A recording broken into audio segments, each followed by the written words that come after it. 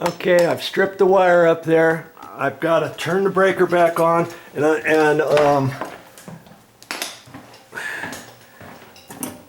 second one from the bottom. Got that on. I've got some wire testers here, and I always like to take my wire tester and make sure it works. I don't use it very often, and I got it crammed down in my nail bag.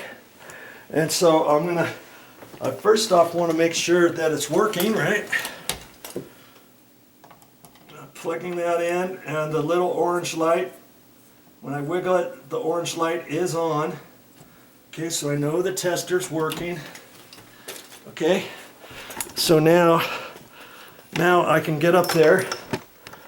I get up there, and I don't know if you're gonna be able to see it or not. We'll see. We'll see. Now that should be hot. Okay. I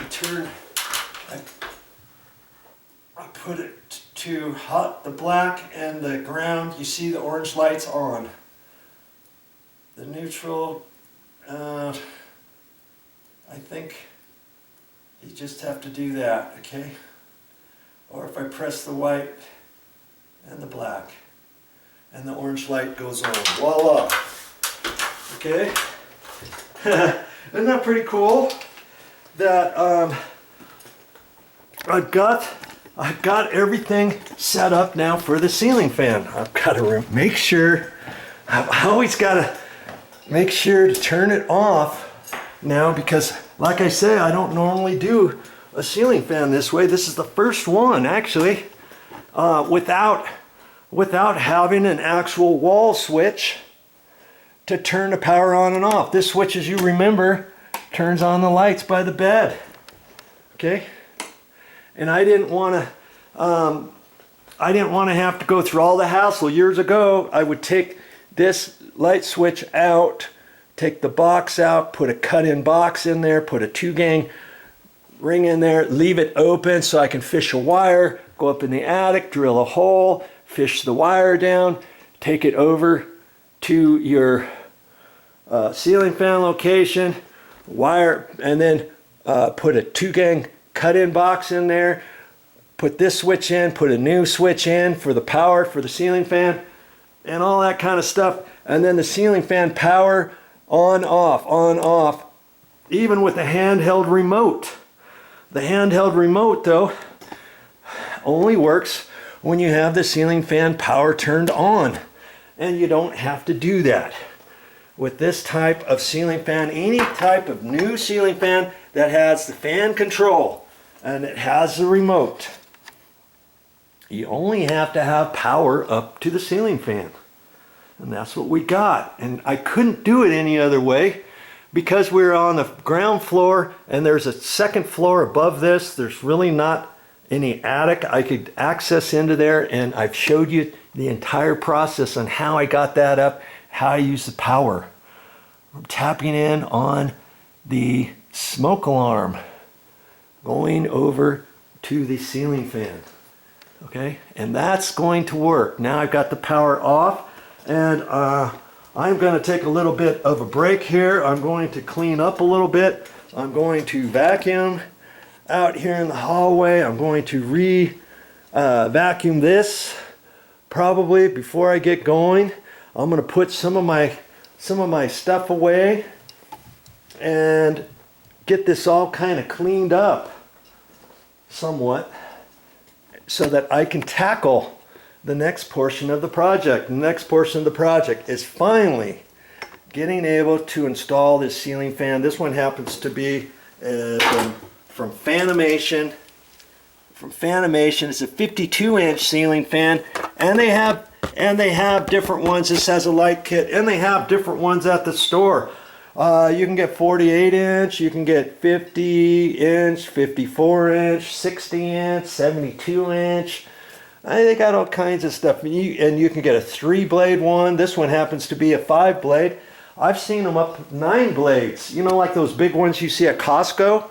I put one up, kind of mimicked that at a condo just recently, and I think it had 9 blades. That was pretty cool. But in in a bedroom like this, it's kind of overdone. You don't need, you know, a bedroom this big, you don't need a big old huge one. If I had a big huge one like that, see this room here?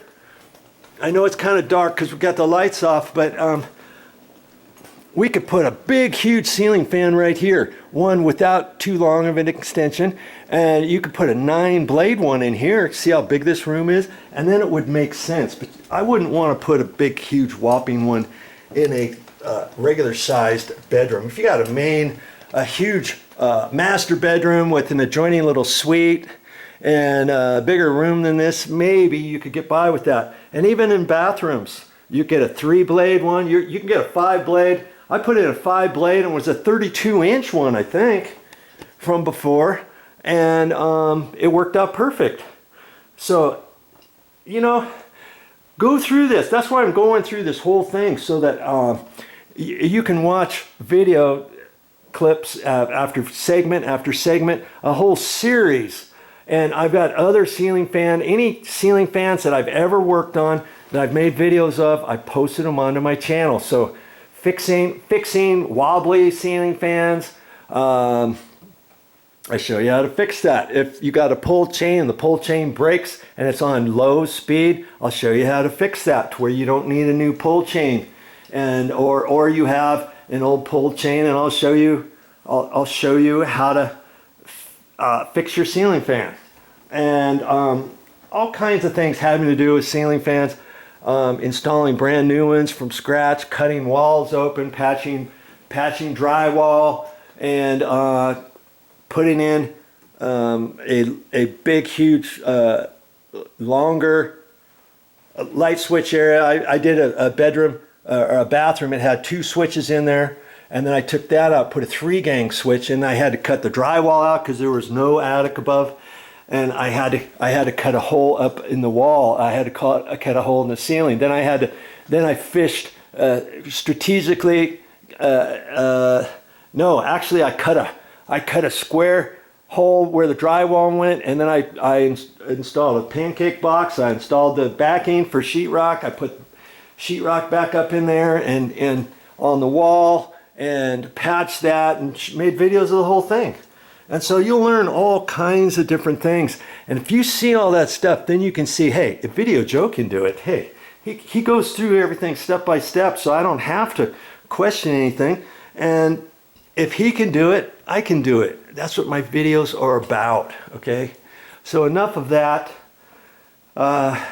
Next portion of the project, if you want to continue watching it, is going to be how to actually install the ceiling fan to your ceiling fan box. And I would also stress, if you have a light fixture up in your room and it's all wired and you got a light switch, let's say you have 2 light switches here. One light switch goes up to light fixture, one other light switch goes to next to your bed, okay? And you've got to switch to light fixture. You take the light fixture down. Can you install a ceiling fan there? Well, you have to look at the box. And you have to make a determination. Is that box big enough? Or not big enough, but is that box strong enough to hold the weight of your ceiling fan? If you have a little plastic box up there, and if it's only hung off of 2 nails on a plastic box, kind of like how this plastic box was, I would not recommend trying to install the ceiling fan on that, because first off, your ceiling fan mounting housing bracket that goes up to your box is only going to be screwed up into plastic threads up in a plastic box, plus the plastic box is only attached to one side of a floor joist or a ceiling joist, and your ceiling fan could hang down on one side, and over time with the ceiling fan going around and around, after time those mounting screws going up into that plastic box might pull out of there, you know what I mean? And down the ceiling fan's going to come, and whatever's down below the ceiling fan, look out. I wouldn't want to be the person underneath there, okay? So lots of things to make a determination, but once we're up to this point, the ceiling fan is going to go in. So if you want to watch those, stick around and watch that whole other new video series on how to install the ceiling fan. I have a pretty good idea what this video series is going to be about. Installing a ceiling fan? Yes, if you guessed that, you're right. I'm going to be installing this particular ceiling fan up there. It has a handheld fan control remote, and I'm going to show you how to install that. Okay? If you want to watch that, that's what this video series is all about.